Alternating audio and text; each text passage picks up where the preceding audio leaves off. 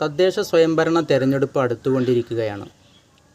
സ്ഥാനാർത്ഥി നിർണയവും പത്രിക സമർപ്പണവും കഴിഞ്ഞ് അതിൻ്റെ സൂക്ഷ്മ പരിശോധന നടന്നുകൊണ്ടിരിക്കുന്ന ഒരു സന്ദർഭത്തിലാണ് നമ്മളുള്ളത്. ഈ സമയത്ത് നമ്മൾ പ്രത്യേകം എടുത്തു പറയേണ്ടത് ഒട്ടുമിക്ക പ്രസ്ഥാനങ്ങളും പുതുമുഖങ്ങൾക്കും യുവാക്കൾക്കും യുവതികൾക്കും കൂടുതൽ അവസരങ്ങൾ നൽകാനുള്ള ശ്രദ്ധ ചെലുത്തി എന്നുള്ളത് നമ്മൾ പ്രത്യേകം പരാമർശിക്കേണ്ടതുണ്ട്.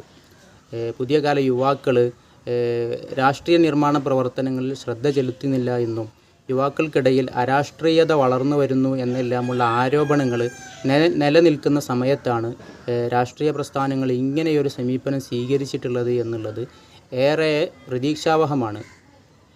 പ്രത്യേകിച്ച് മറ്റ് യുവാക്കൾക്ക് കൂടി രാഷ്ട്ര നിർമ്മാണ പ്രവർത്തനത്തിൽ രാഷ്ട്രീയ പ്രവർത്തനങ്ങളിലെല്ലാം സ്വാധീനിക്കുന്നതിന് ഏറെ ഈ സമീപനം ഉപകാരപ്പെടുമെന്ന് തന്നെയാണ് നമ്മൾ മനസ്സിലാക്കുന്നത്.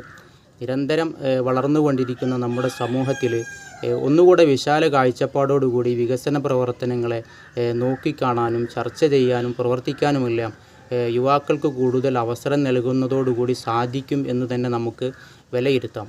അതുപോലെ തന്നെ അഴിമതിരഹിത വികസന പ്രവർത്തനങ്ങളും കാഴ്ചവെക്കുന്നതിനും അതുപോലെ തന്നെ പുറന്തള്ളുന്നതിന് പകരം ചേർത്തി നിർത്തലിൻ്റെ രാഷ്ട്രീയ സംസ്കാരം വളർത്തിയെടുക്കുന്നതിനുമെല്ലാം ഈ സമീപനം രാഷ്ട്രീയ പ്രസ്ഥാനങ്ങൾ ഈ സമയത്തെടുത്ത സമീപനം ഏറെ ഉപകാരപ്രദമാകും എന്ന് തന്നെയാണ് നമുക്ക് മനസ്സിലാകുന്നത്.